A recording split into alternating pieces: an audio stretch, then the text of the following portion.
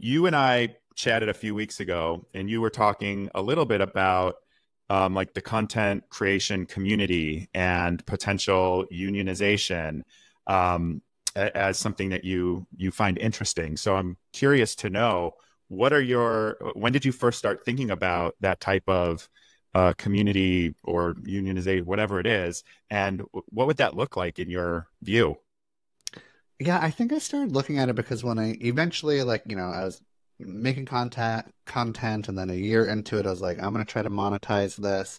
And then I was like, how much do I charge? How much do I make? What? And there's no information out there really about like how much one. And then I was like, I really want to. And then I was like asking content creators, how much do you charge? And they were cagey and they weren't telling me. Oh yeah. Yeah. So it took a long time. And it wasn't until I started to like tell other content creators, like, this is how much I make. What do you make?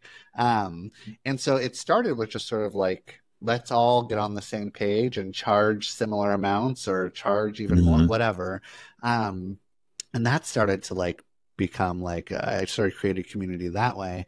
And then it was about like when you eventually sort of when people try to like, troll you or like fuck with you or try to cancel you in different ways or whatever when you shouldn't be canceled. So then it became this sort of like emotional support group. And then it was like, the demands of making content is overwhelming. Hmm. And also like, It's way harder than people think, oh, even to it's throw your so phone up hard. and talk. Yes, it is. And my like boss is fucking TikTok or Instagram. It's the algorithm. The algorithm is my boss. And like I don't know what the algorithm wants every single day, but I'm trying to figure it out. So I'm trying to figure Hmm. out like how to please the algorithm that they are deliberately keeping from me so that I And don't changing know constantly. constantly, right? And that is so weird to have that type of boss, this like algorithm, and then to get like automatic, like instant feedback every time you post something and you're anxious about what the feedback is. I get like these performance reviews basically every single day, Oh my and God, that's that's really such a overwhelming. funny way to think about it. I That's so hate it. true. Yeah. Um, and there's like I want to feel proud of the content that I make that I feel really good about. Like I feel like sometimes I make a piece of content, it's so creative or so funny or so interesting, and I'm like, oh, I love this. But if it doesn't get the views and the engagement that I think it should get, it feels like it's a failure. I feel like I failed, Totally. even though creatively I have succeeded and I've grown, but it doesn't fucking matter because I didn't get as many views as I should. So like talking to other content These are creators all that are the going through the reasons I same stopped thing. obsessing over Yeah. posting because I'm like, Yeah. how did this, every time I say anything about Love is Blind, it's usually like hundreds of thousands of views. Right. And then I talk about something that's like really much more important than the Mm-hmm. drama, and it's Mm-hmm. like 10,000. It's Right. wild. Yeah. It's like, And why waste it your time? affects your day. It fucks with your mood. Hmm. And then you're just like, oh, this is affecting me. I hate this, Yeah.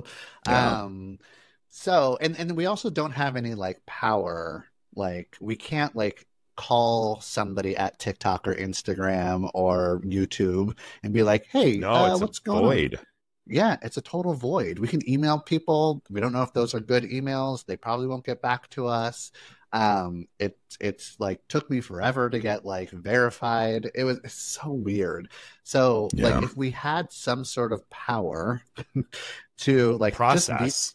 yeah, our process, yeah, someone we could talk to, a community that we can lean on, transparency about how much we get paid, how much we should get paid. Yeah, I think it'd feel a lot better doing what I'm doing.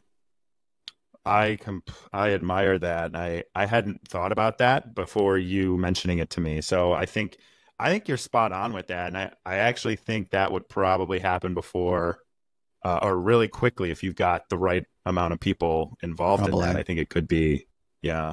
Is that something you think you're like taking on, or is it something that you're kind of like, I I'll do my would, part, but if I it, would, I would like fuck around and find out. I would take it on uh, and then see how it felt and if it was like good and empowering and exciting and challenging, but like, ultimately like having me grow and create community that was good, then like I would do it. But if it turned into like such a battle that like wore me down, then I'd hand it off to someone else and I would just like be a supporter probably.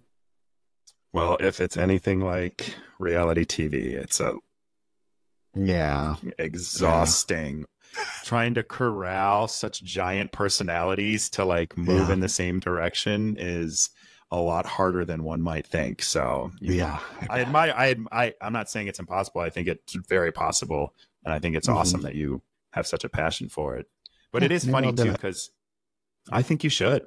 I think you've got the obviously the personality for it, but just you've got a good following. You get it. You probably could start with like some smaller influencers and really kind of like build the army on the ground, you know. And I don't know. I think it's something cool. You should try. Yeah, give you extra work to do. Love doing that. Love doing that. Yeah.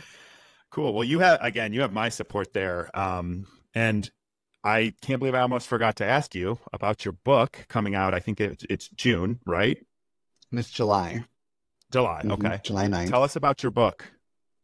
Yeah, I mean, there's been lots of like wonderful things that I've gotten from like becoming a big content creator. And that's one of them where it allowed me to get like a literary agent and encouraged me to write a book. And it's called Big Dating Energy.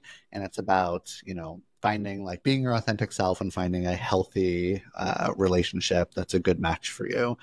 So it's like a really like easy to read, funny, useful book that kind of like guides you through all of the stages of relationships, all the way from like first blaming your parents, which, as you know, on this podcast, I love to do.